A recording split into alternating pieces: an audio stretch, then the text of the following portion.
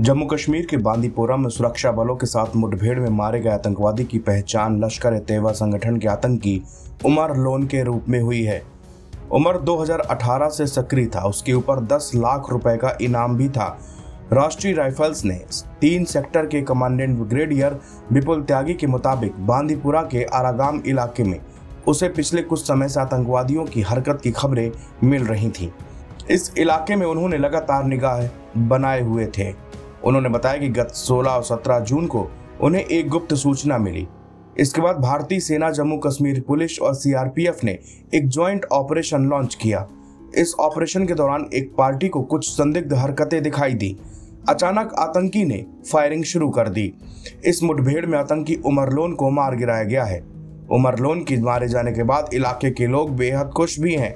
वह ऐसा शख्स था जिसकी करतूतें घिनौनी थी। ब्रिगेडियर विपुल ने बताया कि उमर लोन 2018 से ही एक्टिव था।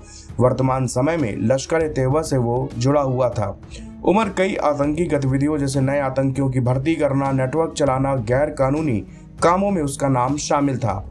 उमर लोन को मार गिराना उनके लिए एक बड़ी कामयाबी है। उन्होंने बताया कि पिछले कुछ हफ्तों में भारतीय सेना, जम्मू कश्मीर पुलिस और सीआरपीएफ ने हाई ऑपरेशनल मोमेंटम बनाया हुआ है। इससे उन्हें कई बड़ी कामयाबियां भी मिली हैं और कई आतंकियों को भी अब तक मारा जा चुका है। इस कार्रवाई में जम्मू कश्मीर के लोगों का भी भरपूर सहयोग सुरक्षा बलों को मिल रहा है।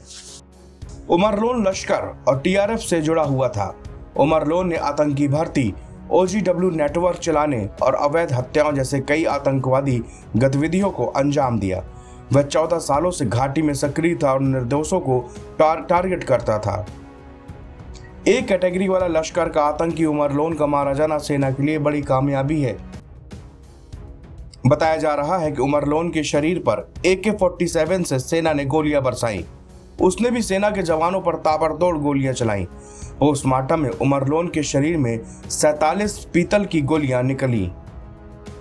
रविवार को ही केंद्रीय गृह मंत्री अमित शाह ने केंद्र शासित प्रदेश में आतंकवाद को कुचलने और एक सुचारू, सुरक्षित और घटना मुक्त अमरनाथ यात्रा सुनिश्चित करने का निर्देश दिया था। केंद्र के सख्त निर्देश के मद्देनजर सुरक्षा बलों से उम्मीद की जा रही थी कि वो आगे आने वाले दिनों में जम्मू कश्मीर में आतंकवादियों और उनके समर्थकों के खिलाफ बड़े पैमाने पर आतंकवादी विरोधी अभियान चलाएंगे। जम्मू कश्मीर में आतंक का साया मंडरा रहा है। पिछले सप्ताह 4 दिनों के भीतर आतंकवादियों ने जम्मू कश्मीर के रियासी, कठुआ और डोडा जिलों में हमले किए। इन हमलों में 9 तीर्थयात्री मारे गए और सीआरपीएफ का एक जवान भी शहीद हो गया। NBT ऑनलाइन की रिपोर्ट।